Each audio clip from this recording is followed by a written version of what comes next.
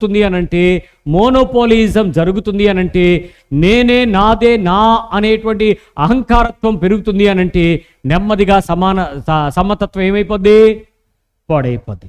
ఇక్కడ చూడండి, ప్రజలు పరిపాలన చేసేటువంటి నాయకులు నియంతలుగా మారిపోవడానికి కారణం ఆధిపత్యం.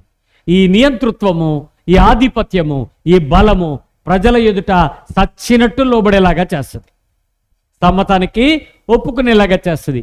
చూడండి, ఈరోజు మీరు చూస్తున్నటువంటి దక్షిణ అమెరికా కిమ్ అనేటువంటి ఒక నాయకుడు ఉన్నాడు. అతడు ఏం చెప్తే ఆ చట్టం అంతా ఏం చేయాలి అంతే. రష్యాలో వ్లాదిమిర్ పుతిన్ ఉన్నాడు. ఆయన ఏం చెప్తే ప్రపంచం అంతా, ఆ రష్యా అంతా ఏం చేయాలి? చచ్చినట్టు చేయాలంతే. ఏమైనా ఎక్కువ చేస్తే ఏం చేస్తారు వాళ్ళు?